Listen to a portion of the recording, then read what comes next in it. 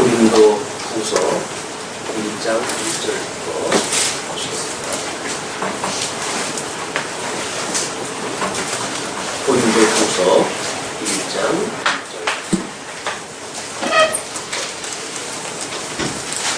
하나님의 뜻으로 말미암아 그리스도 예수의 사도된 바울과 및 형제 디모데는 고린도에 있는 하나님의 교회와 또 온 아가야에 있는 모든 성도에게 하나님 우리 아버지와 주 예수 그리스도로조차 은혜와 평강이 있기를 원하노라. 우리 고린도전서를 끝을 내고 오늘부터는 고린도 후서를 들어가게 됩니다. 모든 성경이 일단 서론 부분이 전체 강론의 방향을 가름하기 때문에 서론 부분에 주목하는 것은 매우 중요하다고 생각이 듭니다. 일단 우리 고린도 후서의 역사적 배경을 이해하셔야 될 것 같은데,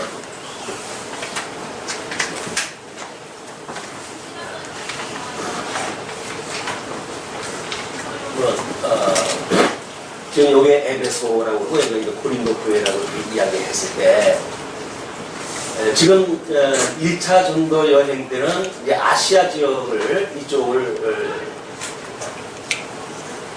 여행을 하다 했죠. 2차 전도 여행 때 이 범위를 넓혀가지고 이제 이쪽 전 아시아 쪽뿐만 아니라 이쪽을 넘어가가지고 마게도냐 반도 이쪽으로부터 해가지고 지금 고린도로 내려와가지고 고린도 교회는 2차 전도 여행 때 이것이 설립이 되어진 교회입니다. 물론 1차 전도 여행 때나 2차 전도 여행 때나 수많은 반대와 죽음을 지금 걸고 복음을 사도 바울이 증언했다 했는데, 지금 2차 전도 여행이 끝나고 3차 전도 여행에 지금 이게 에베소에 거할 때에 고린도에서 들려오는 소식이 매우 불행한 소식이 들려왔다고 이렇게 이야기를 했어요. 그래서 디모데 편에 고린도 전서를 기록을 하다 해가지고 보냈는데, 들리는 소식에 별로 좋아지는 것이 없습니다.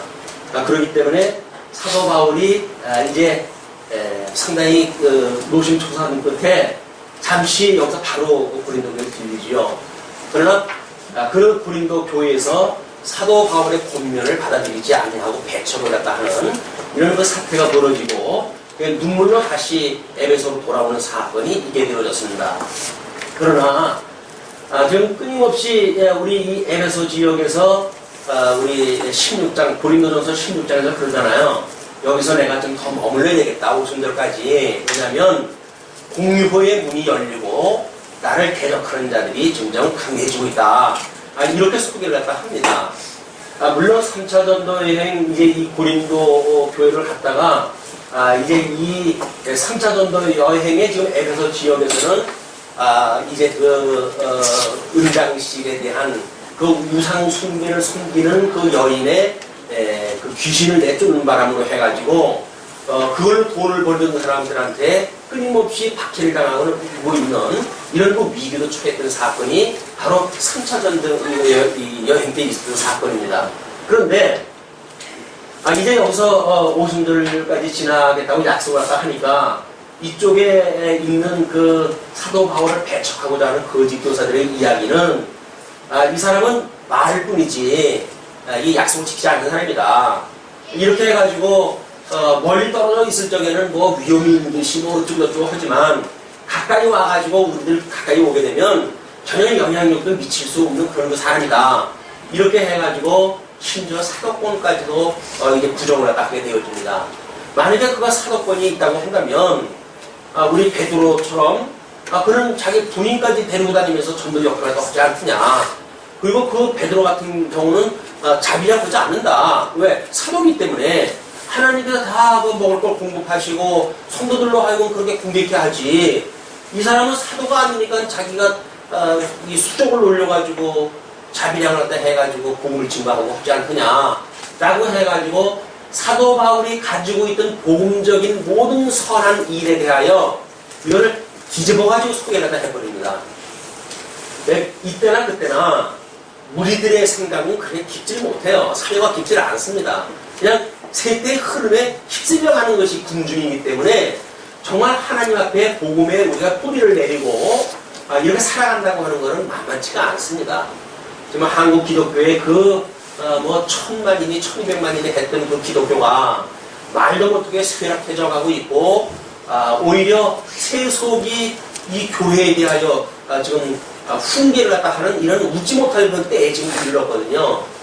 이것이 기독교가 그동안 대중화는 이루어진지 모르겠지만 복음이라고 하는 그 진수를 맛보지 못했기 때문에 하나님의 나라가 지금 임했고 하나님의 나라를 배우고 사는 것이 주님의 몸된 교회 생활을 하는 것인데 그런 개념이 없었던 거예요. 예수만 믿으면 복 받고 예수만 믿으면 뭐 사업이 잘 되고 예수만 믿으면 건강하고 이런 세속에서 추구하고 있는 그것을 교회에서 그대로 갖다가 쓰니까 아니 뭐 돈 준다고 한다면 주일날 나가서 돈 버는 게 이렇게 현찰로 들어오지 교회 오는 게 무슨 돈이 되겠어요. 그러니까 성도들이 점점 이런 어떤 이성적으로 모순이 되어지고 또는 이 교회에서 가르치는 것하고 표리가 부동한 이런 그 교회 지도자들의 모습을 보고 성도들이 알게 모르게 하나님을 부정하고 교회를 말하고 떠나기 시작을 하는 거예요. 이 현실 문제입니다. 이런 그 현실 문제를 우리가 제대로 믿지 않으면 지금 하나님께서 왜 2000년이나 격해져 있는 이때에 고린도의 사건을 통해 가지고 우리에게 이 말씀을 주셨을까? 이런 하나님의 말씀이 지금 우리들에게 아무런 영향력이 없는 거죠. 왜? 그냥 성경 내용만 공부하고 만다고 한다면 그렇다고 한다면 우리는 굳이 이 주일날 모여가지고 그럴 거 없죠. 성경 공부하는데 요일이 뭐 필요해서 아무데나 하면 되지. 그러나 이것이 하나님의 예배로 하나님의 신령한 양식을 주신다고 믿고 그래서 우리 하나님께서 이 예배를 통하여 하나님의 말씀을 우리에게 주시고 그 말씀이 우리의 삶을 변화시켜 가고 우리 하나님을 깨달아가는 지식에 우리가 더욱 성장하게 되어지고 이런 것이 살아있는 영적 예배인 겁니다. 이런 그 영적 예배를 위해서 우리가 이 고린도 교회에 있었던 그 민중들의 그냥 글쓰다들이 속이는 대로 그 이야기를 그냥 듣고 마는 거예요. 사람이라고 하는 것이 모든 양면성이 있는 거 아닙니까? 사도 바울이 그 답답한 심정은 그랬을 거예요. 이걸 뭐 거성목이니까 어떻게 이걸 뒤집어 가지고 보여줍니까? 이 마음을 어떻게 알려줄 수가 있어요. 그냥 할 수 없이 이제 마게도냐 지역으로 가가지고 디도를 다시 보냅니다. 디도를 다시 보니 후소를 이제 기록을 갖다 하고 디도를 갖다 다시 보내게 되어지는데, 그러니까 고린도 전서를 기록을 갖다 하고 한 1년여가 못 미쳐가지고 지금 이 데살로니까 이쪽 지역을 간 거예요. 이제 이쪽에 가가지고 지금 고린도 교회 성도들을 만나기 전이죠, 아직은. 그러나 물론 이제 그 디도에 의해 가지고 반가운 소식을 듣습니다. 고린도 교회가 많이 정돈이 되어지고 사도 바울에 대한 그런 많은 오해도 불식이 되어졌고 뭐 이런 그 소식을 들어가지고 이제 고린도 교회를 방문하고 거기서 상당 기간을 거하면서 로마서를 기록을 하다 하고 그리고 이제 로마 여행을 다 하게 되어진 것이 사도행전을 통해서 배웠던 우리들의 그 배경이에요. 역사적 배경. 그러면 이제 이러한 역사적 배경이 성경 신학적인 입장으로 해가지고 어떤 관계인가라고 하는 걸 우리가 살펴봐야 되겠는데요. 일단 그 주보에 보시게 되면 주보에 제일 큰 물론 부로 나눈 것은 신약성경 편 제2편이 이제 신약성경이고 그 일부가 우리 복음서라고 한다면 제2부를 천상사역에 대한 그래서 제1부가 사도행전이라고 한다면 제2부가 로마서부터 유다서까지의 내용이다. 제3부가 물론 요한계시록에 대한 이야기겠죠. 그리고 지금 제1장이 교회의 속죄 사역으로 견인을 하신다. 주님의 몸된 교회는 끊임없이 속죄 사역으로 주님께서 붙들고 계시다고 하는 것을 증거한 내용이 로마서로부터 갈라디아서인데 제2절은 뭡니까? 하나님의 나라에 대한 증거다 이렇게 이야기를 했어요. 하나님의 나라, 이 고린도 교회에 있는 거를 하나님의 지금 우리 2절에서는 뭐라고 소개를 합니까? 그거를 1절에서는 고린도에 있는 하나님의 교회라고 이걸 지칭을 하세요. 하나님의 교회, 이 하나님의 교회는 물론 지상교회죠. 고린도에 있는 지상교회입니다.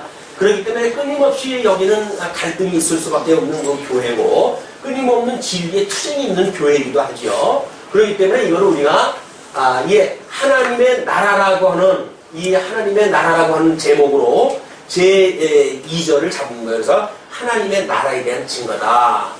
제1절에서는 로마서를 통해서 하나님의 의에 대한 증거로 이야기를 했잖아요. 그러니까 하나님의 의와 하나님의 나라가 이미 하나님의 기뻐하신 뜻이었었는데 지금 그 1절에서 이렇게 시작을 합니다. 하나님의 뜻으로 말미암아 만사는 하나님의 뜻대로 되어지는 거예요.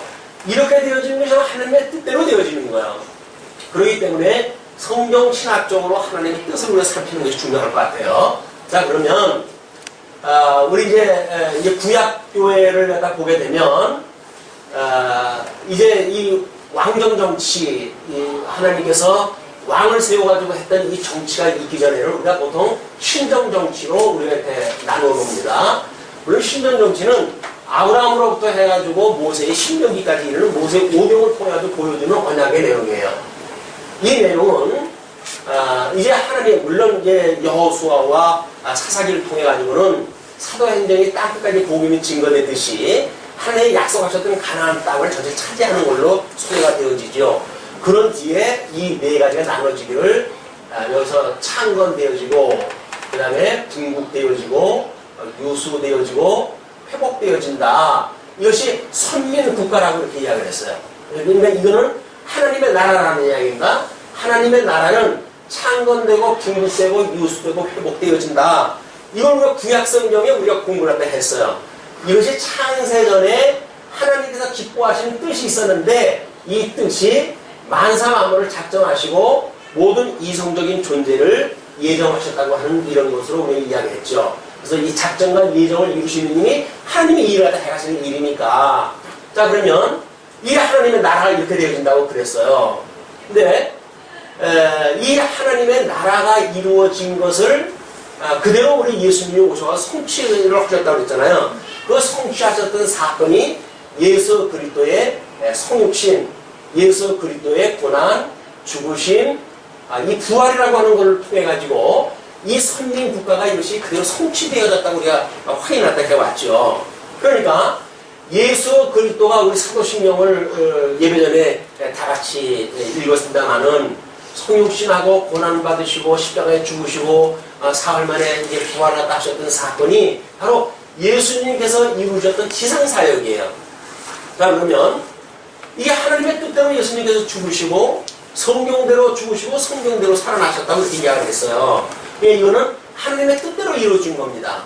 이 하나님의 뜻을 우리가 관통하였다 하는 어떤 의미가 발견되어져야 고린도 후서의 전체적인 내용을 확인할 수가 있어요. 왜냐하면 지금 이 하나님의 나라의 3대 요소, 이 3대 요소는 국민, 국토, 국권, 이것이 보통 3대 요소라고 이렇게 이야기를 하죠. 마찬가지로 이 3대 영역이 있어요. 나라라고 하는 거에는 영역이 있는데 그것이 사회적인 요소고 하나는 경제적인 요소고 하나는 정치적인 그런 요소가 나라에 대한 구성, 범주예요, 범주. 우리가 어떤 모든 어떤 세상사를 볼 때에 이것이 보통 세 가지 크게 대본을 갖다 보게 되면 이렇게 되어지는 거예요. 물론 여기서 이제 뭐 인문학이라든지 또는 우리 어떤 자연과학이라든지 이런 과학의 영역으로 나눠 놓을 수도 있겠지만 왜 이런 사회적인, 경제적인, 정치적인 걸로 되어져 있느냐면 고린도 후서의 논리가 이렇게 되어져 있기 때문에 그래요. 그래서 이 사회적인 원리로 해가지고는 사즉생이라고 하는 원리로 되어져 있고 그 다음에 이 경제적인 원리로 해가지고는 연적보라고 하는 내용으로 되어져 있고 정치적으로 되어져 있는 거는 이걸 선빌 이 선빌 봉자에 봉즉 치로 이렇게 우리가 원리를 내려놓은 거예요. 왜냐면 이게 뭡니까? 우리가 죽어야 산다는 이야기거든요. 세속으로부터 죽어야 우리는 신령한 세계로부터 살 수가 있는 거예요. 근데 이 세속으로부터 죽는 것이 뭐냐면 바로 이 죽으심에 대한 이야기예요.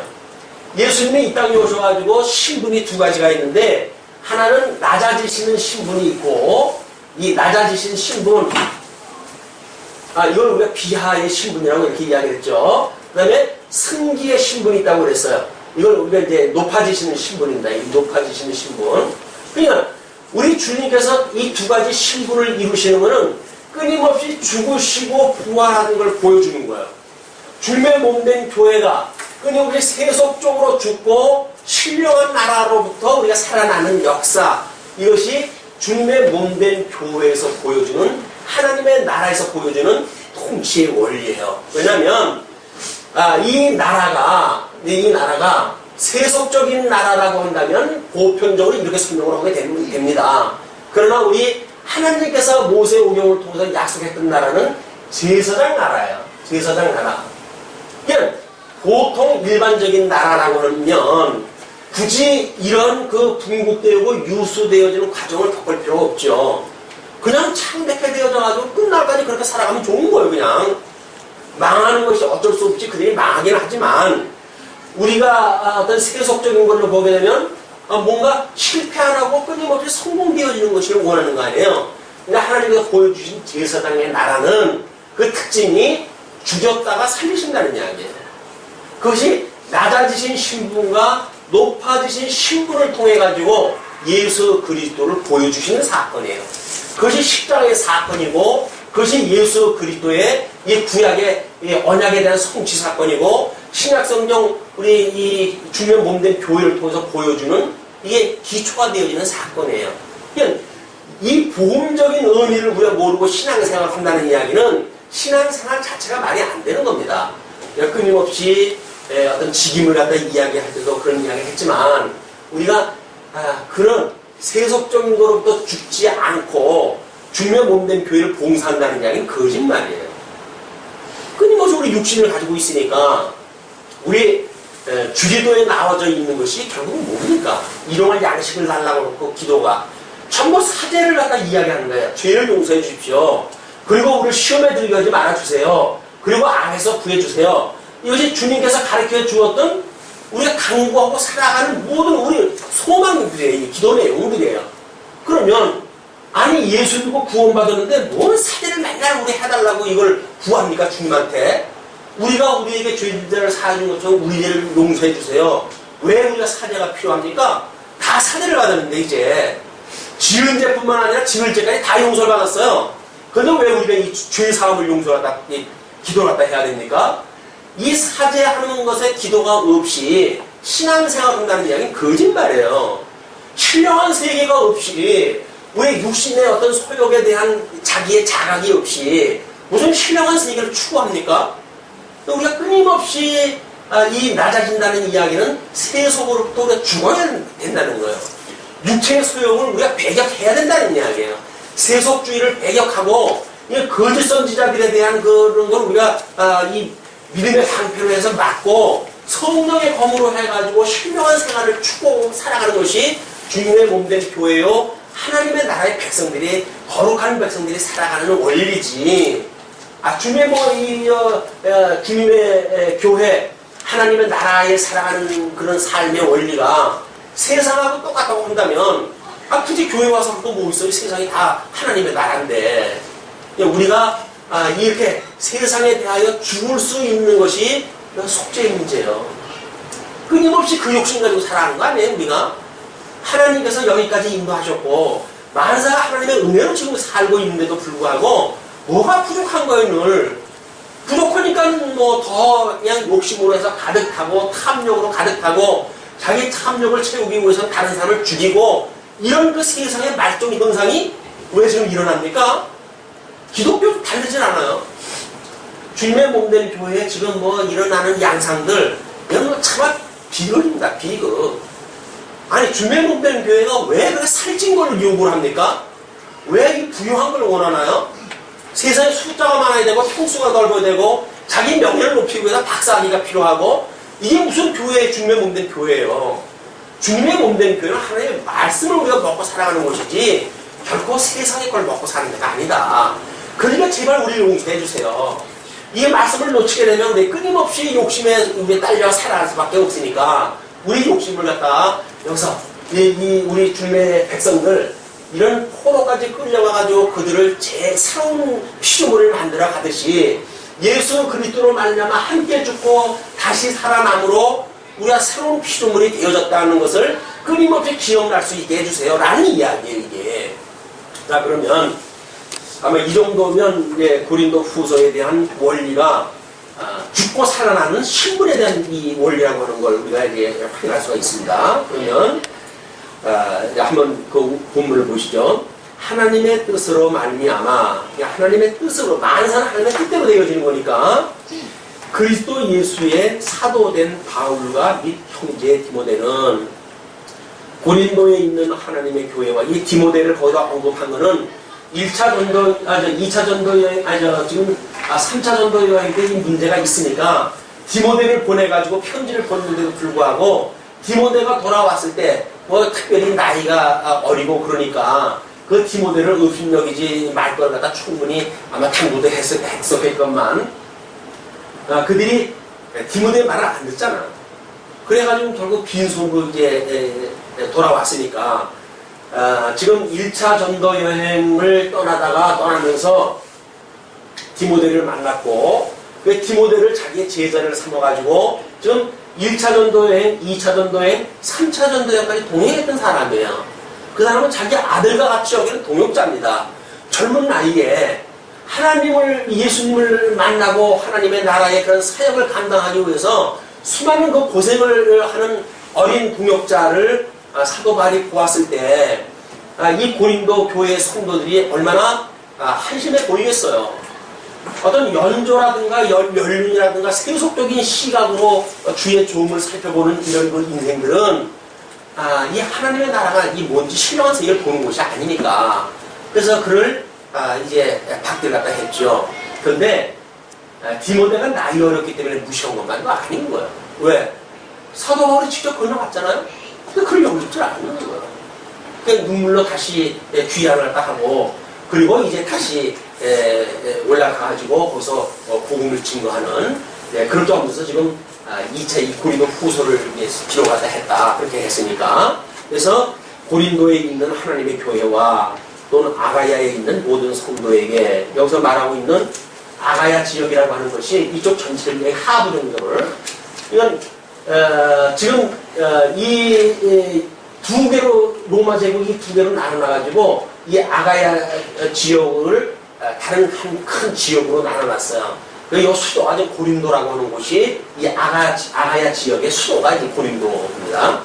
그런 곳이 있기 때문에 아가야에 있는 모든 성도에게 하나님 우리 아버지와 주 예수 그리스도로조차 은혜와 평강이 있기를 원하노라. 자 그러면 성부 하나님 아버지에 의해서 지금 이것이 언약대로 성취가 되어졌어요. 그러니까 우리는 예수님이 이거대로 이 예표대로 오신 것을 알게 되어지니까 이렇게 이루어진 것을 보고 하나님의 절대 주권을 우리는 확인하게 돼요. 만사가 하나님의 이 뜻대로 이 섭리를 딱 하시는 걸로 보아가지고 만사가 이루는 것은 하나님의 절대 주권에 의해서 이루어지는구나 라고 하는 것을 깨달은 자들마다 이것이 하나님의 이 주권으로 이루어진 것이 내가 이 제사장 나라를 세웠다고 하는데 참여되어졌다는 거 아닙니까? 예수 그리스도로 말미암아 우리가 새로운 피조물이 되어졌다는 거 아닙니까? 그렇기 때문에 우리는 이 절대 주권을 믿는 자들마다 하나님의 은혜를 노래할 수밖에 없는 거예요. 하나님의 은혜를 말하면서 뭐 내 의지를 이야기하고 내 공로를 이야기하는 건 전부 새빨간 거짓말입니다. 하나님의 절대 주권으로 만사를 작정하시고 예정하시고 그렇기 때문에 지옥도 천국도 하나님이 다 작정한 대로 이루어지는 겁니다. 여기서 택자도 불택자도 하나님이 다 예정하신 뜻대로 이루어지는 거예요. 그런데 이 수많은 사람들이 또 청함을 받은 사람들은 많았지만 택함을 입은 사람들은 지금은 장면까지 보여주잖아요. 제사장 나라가 이루어지고 거룩한 백성이 되어졌다고 하는 사실은 이건 하나님의 실로 말할 수 없는 큰 은혜로 말미암은 거예요. 성도가 새로운 피조물이 되어졌다는 이야기는 하나님의 은혜로 말미암았습니다라고 하는 끊임없는 찬송의 어떤 근거가 여기로부터 말미암은 거지. 근데 신앙생활을 해가다 보게 되면 은혜로 된 거 다 잊어버리잖아요.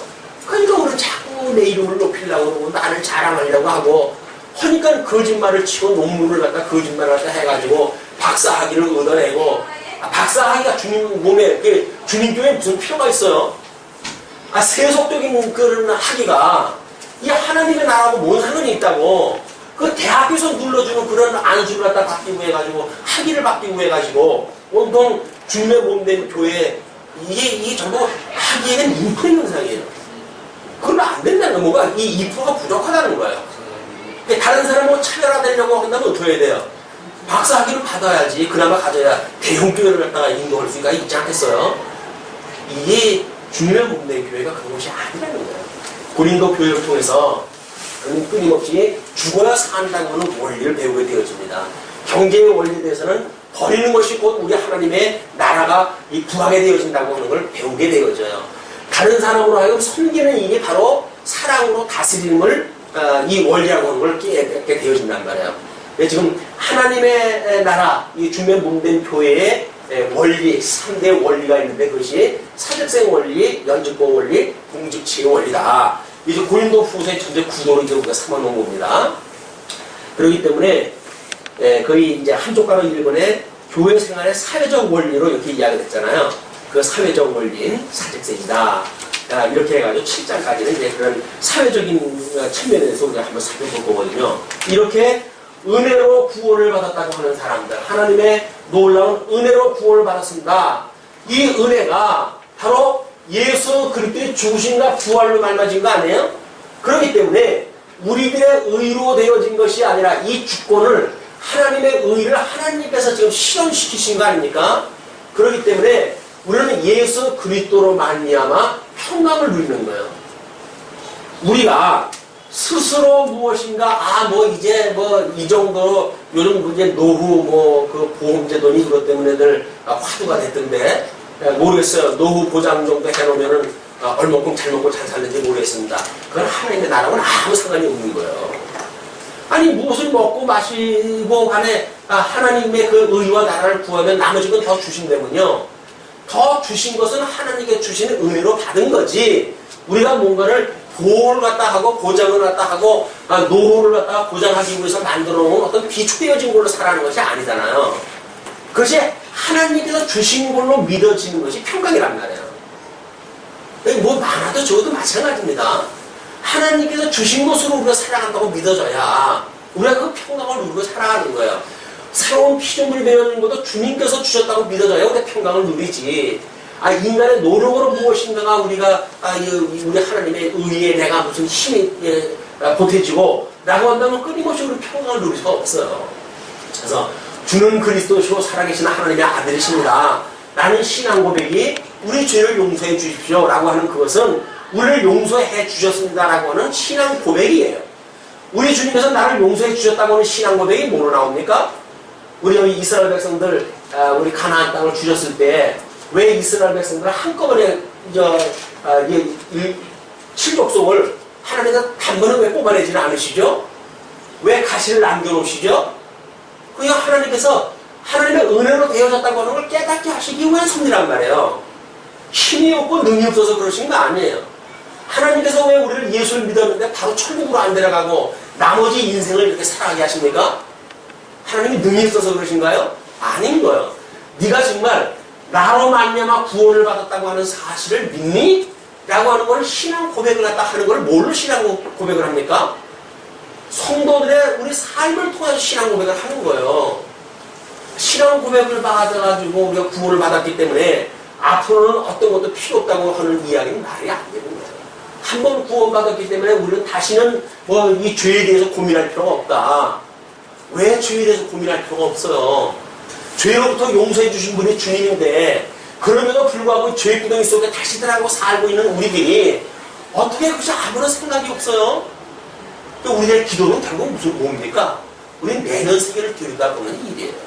끊임없이 세속을 추구했던 우리들의 생각들 이걸 돌이켜가지고 하나님의 나라의 백성으로 하나님의 거룩한 백성으로의 이런 신령한 세계를 추구하고 그 뜻을 구하는 것이 우리 기도지요. 육적인 문제가 해결해달라고 하는 것이 기도가 아니라 육적인 걸 추구했던 것을 우리가 돌이켜서 신령한 세계를 바라보면서 그 뜻을 이루시는 하나님을 바라보고 그 안에서 심령의 평강을 누리고 하나님의 은혜를 찬양하는 것이 우리의 신앙생활이고 주님의 몸된 교회고 하나님의 나라의 원리란 말이에요. 이 원리를 놓치게 되면 우리는 기독교의 이 주님의 몸된 교회에 출석을 한다고 하면서도 예수를 믿지 않는 사람이에요. 성경을 공부한다고 하면서도 예수 그리스도와 하나님으로 말미암는 이 놀라운 영광을 놓치고 사는 거예요. 예수를 믿는다는 이야기는 하나님의 사역을 우리가 그대로 인정하는 일이에요. 우리들의 오늘 부족함, 하나님께서 여기까지 인도하시는 거예요. 그러나 만약에 그것이 부족하다고 느껴진다고 한다면 우리 용서를 다 구해야 되겠죠. 더 나은 것을 구해가지고 하나님의 나라가 이 땅에서 이루어지길 구해야 되겠죠. 이것이 하나님의 그 영광이 드러나는 역사들 아닙니까?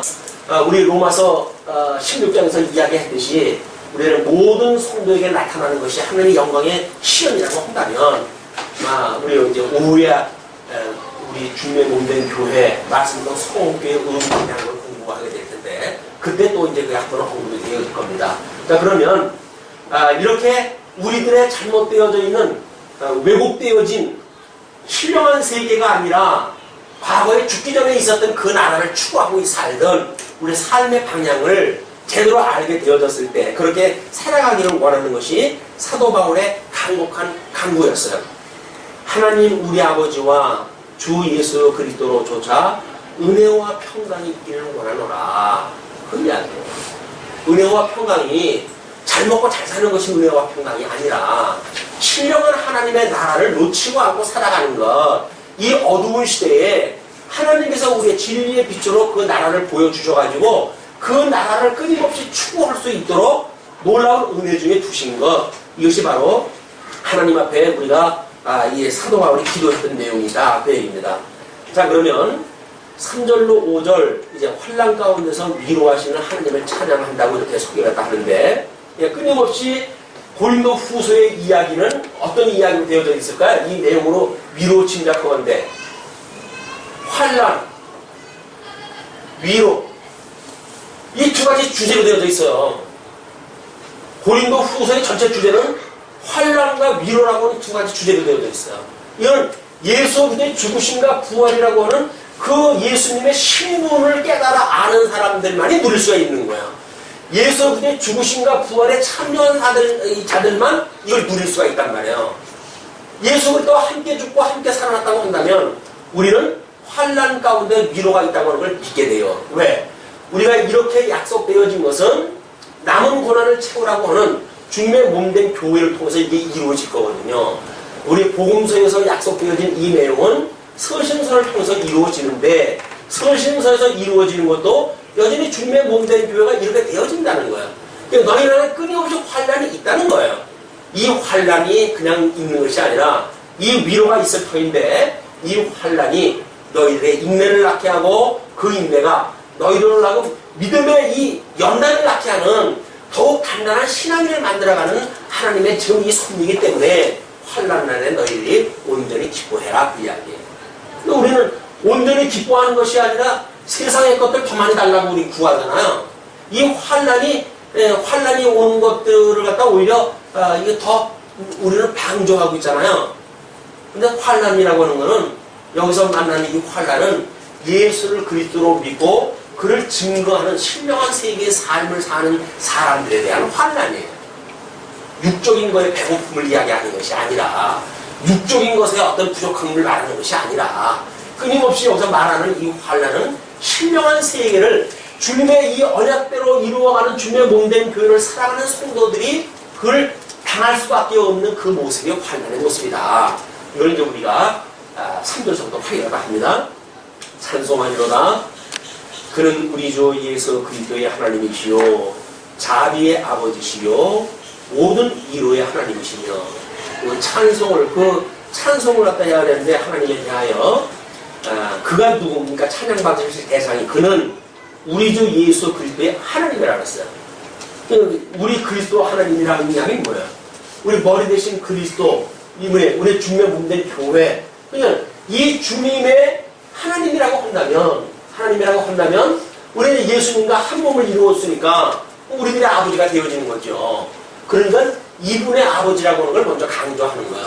이분이 왜 죽었다가 부활한 걸 우리 눈으로 보게 하셨으니까 이걸 믿는다고 한다면 너희들이 환난이라고 하는 그런 문제를 두려울 이유가 없다. 왜? 하나님은 위로를 어떻게 해주실 거니까. 죽음으로부터 너희들 부활했던 그런 그 모습을 보지 않았느냐. 중요 몸들도 교회도 이렇게 해가신다 그 이야기예요. 네. 자비의 아버지시요. 그분은 자비의 아버지세요. 중매 몸된 교회. 우리 그래서 아가서에 대한 주제를 뭐라고 이야기를 했죠? 선택적 자비성이라고 이렇게 이야기를 했죠? 누구한테나 자비하신 분이 아니에요. 택한 백성들한테만 선택적으로 자비하신 분이란 말이에요. 불택한 백성들한테는 공의로우신 분이죠. 그분이 자비하신 분이 아니에요. 공의로운 심판하시는 분이에요. 심판하시는 그런 그 분이 자비로움을 가지고 심판을 또 어떻게 합니까? 이거는 지금 아가서의 그 주제를 우리가 선택적 자비성이라고 봤던 그 내용은 우리 택함을 받은 은혜를 입은 자들에게만 누려지는 속성이 하나님의 자비성이에요. 그 자비를 우리한테 보여주는 거예요. 여기서 버림을 받은 사람들, 배격되어진 사람들, 이런 사람들은 그 자비가 이루어지질 않아요. 그러나 예수 그리스도의 죽으심과 부활을 믿는 사람들, 이런 사람은 환난 가운데서도 하나님의 자비하심을 믿어요. 그렇기 때문에 그걸 구해요. 그렇기 때문에 하나님의 위로가 임하게 되어지는 겁니다. 네. 모든 위로의 하나님이시며 우리의 모든 환난 중에서 우리를 위로하사 우리로 하여금 하나님께 받는 위로로서 모든 환난 중에 있는 자들을 능히 위로하게 하시는 이시로다. 주님의 몸된 교회는 어려움을 겪은 자, 이 진리를 인해 가지고 핍박을 받은 자가 위로할 수가 있지. 세상에서 출세하고 세상적 어떤 육적으로라도 성공한 자가 환난을 받고 있는 자를 위로할 수가 없어요. 주님의 몸된 교회의 이 환난 날에 위로가 가능한 자는 누굽니까? 같이 신령한 교회의 성도로 살아가기 위해서 환난을 받은 자들만 환난을 위로할 수가 있는 거예요. 우리 주님만이 죽었다가 부활하신 주님만이 위로주가 되듯이 이 주님의 몸된 교회에 신령한 하나님의 나라를 추구하면서 받았던 그런 그 환난을 경험한 자들만이 위로를 해줄 수가 있다. 그런데 사도 바울이 자기의 경험을 소개하기 위한 그런 그 일이기도 합니다. 그러면서 그리스도의 고난이 우리에게 넘친 것 같이 우리의 위로도 그리스도로 말미암아 넘치는다. 이 도대체 뭡니까? 우리 하나님께서 이 은혜가 더 많게 하기 위해서 어떻게 하신다고 그랬죠? 우리를 율법 아래 두어가지고 죄 가운데 두신 건 왜 두셨다고 그랬어요? 죄가 많은 것에 은혜가 많은 걸 깨닫게 하시기 위한 거 아니에요? 그냥 우리 하나님의 은혜를 깨닫는다는 이야기는 사죄함에 대한 기억이지. 사죄함에 대한 아무런 자기 어떤 그런 그 육신으로 살아가는 것에 대한 회의도 없이 하나님 앞에 은혜를 말한다는 이야기는 말이 아니잖아요. 죽었던 우리를 살렸다고 하는 것이 믿어진다고 한다면 끊임없이 우리 이 썩을 육신에 대한 소욕도 하나님 앞에 죄를 용서함을 받는 그 기쁨이 성도의 기쁨이란 말이에요. 이 우리 은혜의 기쁨인 거예요. 하나님께서 나를 이 더러운 세상에 그냥 두지 아니하고 오늘도 그래도 이 말씀으로 우리 하나님의 의로 말미암아 내가 거룩함을 입었다고 하는 이걸 다시 기억하게 하는 것이 은혜의 성리 아닙니까? 이 은혜를 깨닫게 되어지는 것이다. 그래서 예수 그리스도를 믿는 그리스도의 고난이 우리에게 넘친 것 같이 예수님의 고난이 우리한테 넘친 거는 왜 넘쳤어요? 그분을 소개해야 되니까.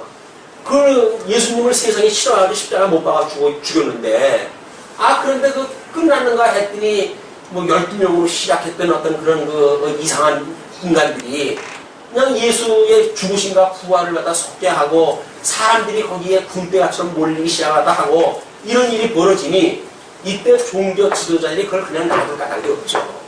어떻게든지 제거하고 싶겠죠. 그러니까 고난이 올 수밖에 없는 거예요. 그렇게 우리에게 넘친 것 같이 우리의 위로도 그리스도로 말미암아 넘칩니다.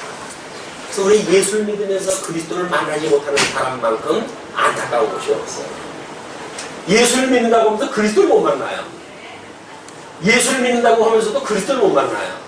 뭐 예수 그리스도를 한꺼번에 만났는지 모르겠지만 예수를 만난다는 이야기는 이렇게 섭리되어져서 다윗의 혈통으로는 다윗의 자손으로 오셨지만 성결의 영으로는 사망의 권세를 이기시고 부활하심으로 하나님의 아들이라고 인정되어지신 분 아니에요. 그분이 바로 그리스도란 말이에요. 그 그리스도의 신분이 낮아지신 신분과 높아지신 신분이 있으니 그분과 우리가 연합돼서 한 몸이 되어졌다고 한다면 우리들의 신분도 낮아지신 신분이고 높아지신 신분에 참여가 되어집니다. 낮아지신 신분은 뭘까요? 신령한 주님의 이 증인으로 살아가는 환난이에요. 예수님을 증거하기 때문에 우리는 업신여김을 당해요. 예수님을 증거하니까는 그래 잘 믿어라 너는 난 세상에서 잘 먹고 잘 살겠다 라고 하는 자들한테 우리가 얼마나 피박을 당합니까? 그러나 우리 주님께서 그거에 개의치 마라. 내가 죽음 가운데 사망을 이기고 부활하지 않았니? 네가 이제 그 환난으로부터 내가 너를 구원해낼 거야. 그러니 시험에 들게 하지 말고 다만 악에서 구원해 주세요. 이 환난에 그냥 두지 말고 나로 하여금 시험에 들게 하지 말고 나로 하여금 이 악에서 구원해서 위로를 얻게 해주세요 라고 하는 것이 주님께서 가르쳐주신 기도란 말이에요. 그냥 주님께서 가르쳐주신 기도를 보고 고린도 후서를 설명할 수가 없죠. 이 원리가 이게 같은 맥락으로 되어져 있는 거니까. 자, 그러면서 우리가 환난 받는 것도 너희의 위로와 구원을 위함이요. 우리라고 하는 것은 이제 이 글을 쓴 피자를 이야기를 합니다. 우리가 환난 받는 것도 너희의 위로와 구원을 위함이다. 그냥 사도 바울이 그게 이제 사도 바울과 그 일행들이 환난을 받고 복음을 증거하게 그러는 것도 복음을 통해서 위로가 되어지니까. 그러니까 보세요. 여기서 환난을 받는다는 이야기는 이 육적인 환난이에요. 그렇죠? 근데 여기서 위로를 받는다는 이야기는 뭡니까? 영적인 위로예요. 신령한 세계의 위로예요. 육체의 소용을 우리가 이제 어떻게든지 하나님 앞에 이 육신의 소용을 성령의 소용으로 제어시키는 일은 바로 신령한 하나님의 이 은혜, 위로를 받기 위해서는 육적인 걸로 환난을 마다하는 자기 몸을 쳐서 복종케 하는 자기가 매일같이 죽는 이런 아픔이 동반을 갖다 하는 거예요. 아니 세상과 다 누리면서 무슨 신령한 세계를 누려요. 양다리 맞춘 거 우리 주님께서 모르시겠어요? 뻔히 다 알지. 근데 우리는 아니 뭐 사상 뭐 인간 육체의 소욕을 가지고 사는 것이 손건데 두 마음을 가지고 사는 건데 다 그런 거 당연한 거 아니야? 맞습니다. 당연하지요. 당연한 것이 주님의 뜻으로 머물러져 있으면 안 되지요. 주님의 뜻은 위로하고자 하는 데 목적이 있으니까 우리를 살리시기 위해서 죽이시는 거 아니에요.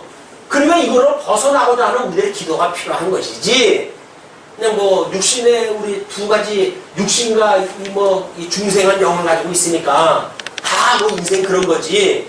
그렇게 해가지고 세상의 환난을 무서워하고 그 세속주의가 짝하고 세상과 동반하고 이런 삶을 산다고 한다면 그것이 무슨 제사장 나라의 거룩한 백성의 삶이겠느냐 그 이야기예요.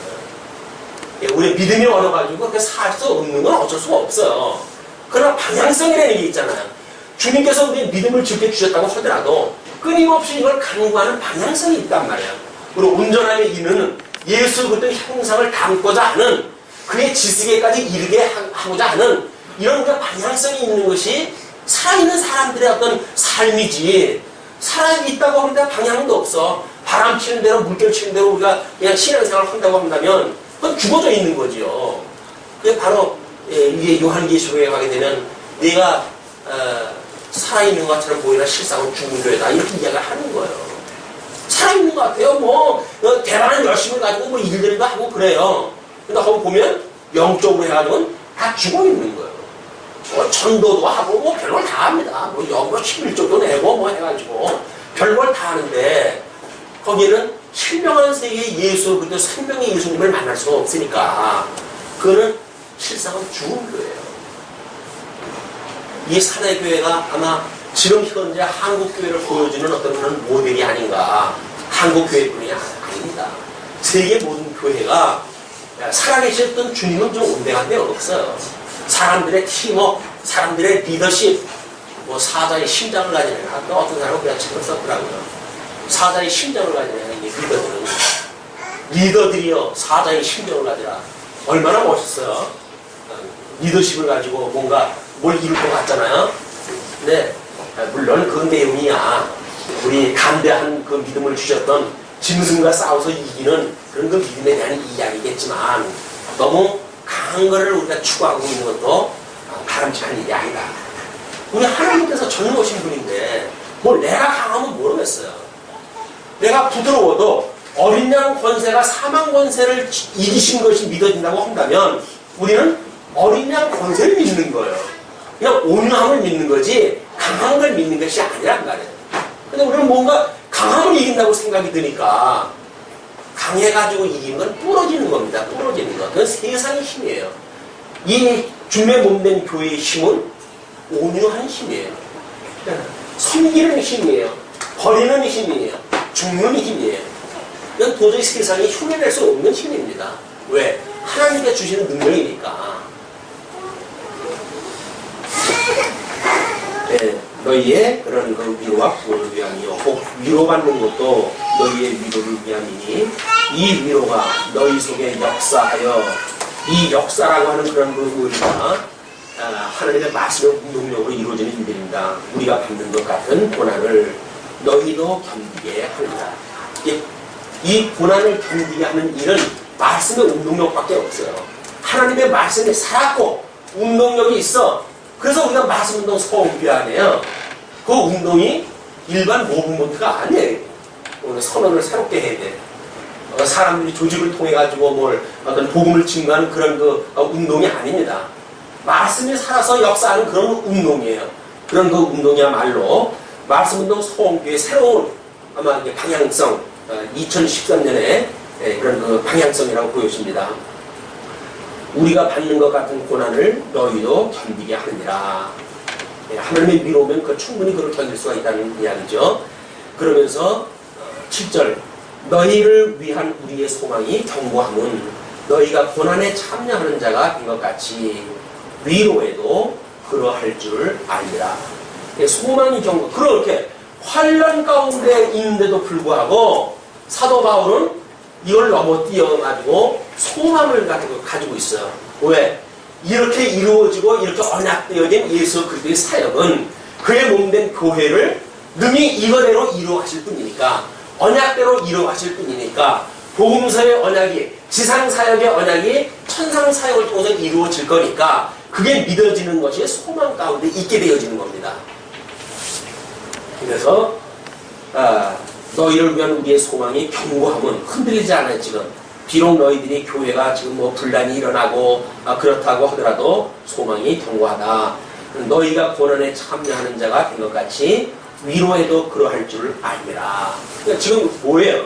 이 고린도 교회의 지금 이 혼돈 상태, 이게 주님의 몸된 교회가 바로 서기 우리에게 거짓 자들이 들어와서 휘두르는 거 아니에요. 이게 주님의 몸된 교회를 휘두르는 건 어떤 자들이 휘두르는 거예요? 이 거짓 교사들이 와서 휘둘르게 되니까요. 사도 바울이 전했던 복음이 아니라 세상의 논리를 가지고 와서 흔들고 있다니까요. 그것이 소위 말하는 영지주의자들을 바탕으로 한 율법주의로 바탕으로 한 이런 유대주의와 이런 헬라파의 이런 그 사람들의 잘못되어져 있는 이런 그 교리 운동이다.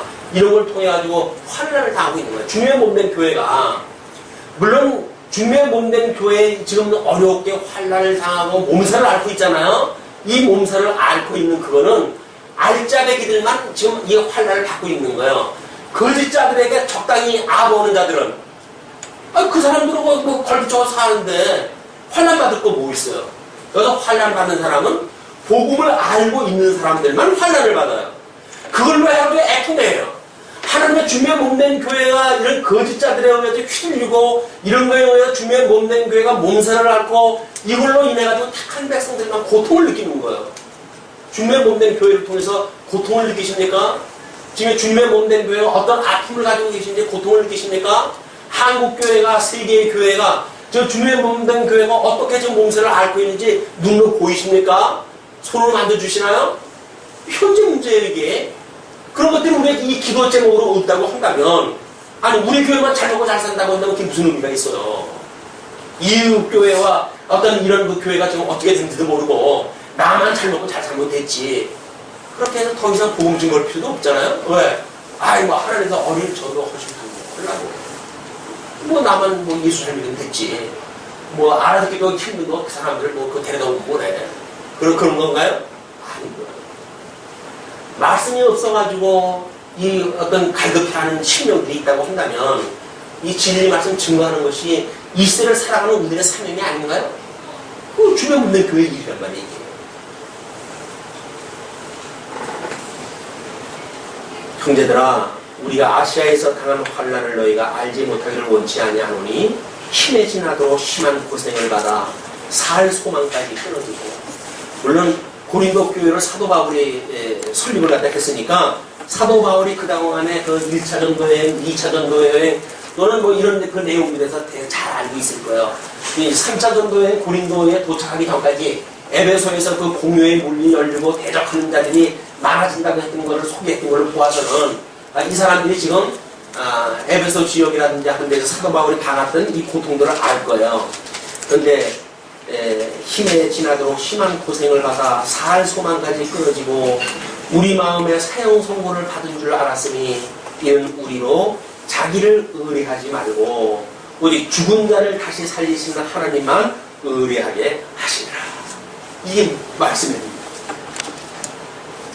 잘나빠진 너희는 이 육신을 갖다가 의지하지 말고 죽었던 자를 살려줬던 그리스도 이분의 위로를 의지하라. 그게 아니에요. 여기서 뭐 육신으로 해가지고 조건으로 해가지고 이루어지는 것이 아니라 만사를 언약대로 주신 주님의 이 언약을 이루어서 이루어지는 것이니까 너희들이 여기에 소망을 가지고 살았으면 좋겠다. 그런 것이 사도 바울의 강력한 그 이야기입니다. 그러면서 그가 이같이 큰 사망에서 우리를 건지셨고 또 건지시리라. 그 시제를 보세요. 그가 이같이 큰 사망에서 우리를 건지셨고 과거사를 쓰고 또 건지시리라. 현재사를 쓰고 또한 이후에라도 건지시기를 그를 의지하여 바라노라. 끊임없이 아니 과거에 우리는 예수 믿고 구원받았어요. 그러면 그 이유는 이제 뭐 어떻게 하나 저렇게 하나 뭐 하나님께서 다 인도하시겠지 라고 만약에 생각이 거기에 머물러져 있다고 한다면 우리는 주님께서 가르쳐 주신 의미를 모르는 사람들이에요. 주님의 몸된 교회가 어떻게 이루어지는지 모르는 사람들이에요. 그러니까 우리들의 죄에 대해서 육신에 속하면서 살아가는 우리들의 이 죄에 대해서 무관심한 거예요. 왜? 우리 다 용서받았는데 뭐 용서받았기 때문에 우리는 더 이상 사죄에 대한 의미도 없어요. 이런 거가 하나님의 말씀에 있으니까 그러니까 이거를 빼버리라는 거예요. 성경에서 제거시켜버리라는 거예요. 왜? 왜 지금도 이 주기도를 해야 되냐? 하지 말아라. 그 이야기예요. 왜 하지 말아야 될까요? 아니 나 예수로 만나면서 구원받아가지고 영생을 얻었는데 왜 아직도 우리 죄를 용서해달라고 하는 기도가 필요하냐? 필요 없다는 거예요. 이게. 필요 없을까요? 필요 없으면 왜 우리가 아직도 이 환난에 여기에 있을까요? 왜 이스라엘 백성들은 창건되어졌던 나라가 쪼개지고 심지어 포로로 끌려가고 이런 지금에 왜 이르렀을까요? 하나님이 이 나라를 완성시켜 주셨는데 그러나 제사장 나라를 만들기 위해서는 여기다가 집어넣어야 되는 거예요. 그래 알고 골라내죠. 여기서 잘못되어진 걸 골라내야 될 거 아니에요? 정말 참 하나님과 사랑하는 자와 미워하는 자를 갈라내야죠. 그게 하나님의 심판의 역사입니다. 주님의 몸된 교회 뭐 우리 고백이야. 나는 예수를 갖다 그리스도를 믿었어요. 라고 다 고백하고 살 수는 있겠죠. 그런데 그것이 정말 죽었던 영이 살아난 고백이냐 아니면 아직도 그렇게 믿는다고 하는 이성적인 믿음이냐 그건 아무도 몰라요. 누가 알아요 그걸. 이걸 우리 죽었던 영이 살아났다고 하는 것을 믿는 사는 진정 그것이 믿어진다고 한다면 끝까지 견인에 이르게 되지요. 끝까지 견인에 이르는 자가 영적으로 해서 죽었던 자가 살아났다고 하는 확신을 가진 자들이에요. 그렇지 않은 자는 중간에 다 이 환난 날에 왜 삽니까 여기서? 이거 떠나면 우리가 편하게 되는데 떠나야죠. 그러면서 자기네들은 용서를 받았다는 거예요. 아닌 거예요. 예수 그리스도로 말미암아 우리가 죽었던 영이 살아났다고 한다면 우리는 환난 날의 위로를 받을 걸 믿고 소망 중에 살아가는 거예요. 그냥 환난은 우리가 말할 이유가 없는 거예요. 왜? 죽었던 영을 살리셨다고 하는 증거니까. 죽었던 나를 살리셨다고 하는 증거가 뭡니까? 환난을 당하는 거예요. 환난. 복음을 위해서 주를 위하여 우리가 환난을 당하는 거예요. 근데 주를 위한 삶이 아니라 내 일생을 그냥 내 인생을 위한 내 삶을 위한 삶이라고 한다면 예수 그리스도로 말미암아 중생되는지 그거는 그냥 내 신념의 세계예요. 우리가 신념 가진다고 해서 믿어지는 거 아닙니다. 믿음의 세계와 신념의 세계는 달라요. 지식의 세계와 영적 이 생명의 세계는 다른 거예요.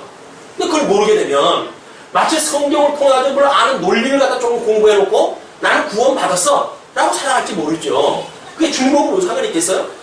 중복은 상관없는 거예요. 정말 이 말씀이 우리 양식이 되어져서 매일매일 그 말씀이 아니고 도저히 살 수가 없어요. 주님, 아니 살아있다고 그러면서 어떻게 주님의 말씀이 없이 살아갈 수가 있어요. 말씀을 사모하는 거예요. 그렇기 때문에 환난을 마다하지 않는 거예요. 환난 날에 온전히 기뻐할 수가 있는 거예요. 왜? 주님께서 나를 살리겠다고 하는 증거니까. 내가 받았던 세상이 너를 미워하면 나를 먼저 미워하는 줄 알아라 라고 이야기가 하셨으니까 예수를 인해서 핍박을 받는다고 한다면 주님을 위한 이 핍박이로구나 믿어진다고 한다면 오히려 더욱 기쁜 일 아닌가요? 주의 백성이라고 하는 확증인데 우리는 이거면 왠지 떨떠름해요. 이거보다는 이쪽에 잘 먹고 잘 사는 쪽에 한 표 던지겠다. 그건 이제 우리가 믿음의 수준에 의해서 결정이 되어질 겁니다. 그러면서 그가 이같이 큰 사망에서 우리를 건지셨고 또 건지시리라. 또한 이후에라도 건지시기를 그를 의지하여 바라노라. 너희도 우리를 위하여 간구함으로 도우라. 사도 바울이 자기네들이 오히려 고난받는 것은 핍박받는 고린도 교회를 위해서 지금 하는 거라고 그러면서도 여전히 기도를 요청을 하다 합니다. 우리를 위하여 간구함으로 도우라. 이는 우리가 많은 사람의 기도로 얻은 은사를 인하여 많은 사람도 우리를 위하여 감사하게 하려 합니다. 이게 지체정신이에요. 지체정신. 사도 바울은 난 교육자고 너희들은 피교육자니까 너희들은 나의 그냥 이 위로만 받아 나의 편지만 받아 이걸로 끝나지는 않잖아요. 끊임없이 사도 바울도 같은 이 유기체니까 같은 생명체니까 기도마다 해달라는 거예요. 아니 뭐 잘났다고 자기는 기도가 필요가 없어요. 다른 사람을 위한 기도는 자기가 해주고 자기를 위한 기도는 다른 사람한테 필요가 없다라고 하는 교만입니다.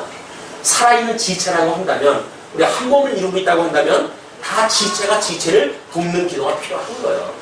그걸 우리가 자칫 중보기도라고 했던 예수 그리스도의 중보기도를 왜곡시키는 그런 잘못되어지는 기도운동이 벌어지니까 경계할 이유는 있죠.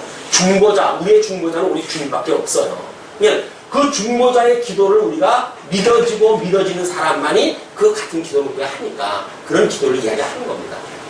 자, 오늘은 이제 11절까지 서론만 일단 확인을 해봤습니다. 다음 시간부터 본격적으로 사역의 원리에 우리 교회생활 사회적 원리인 사역의 원리를 살펴보겠습니다. 기도하시죠.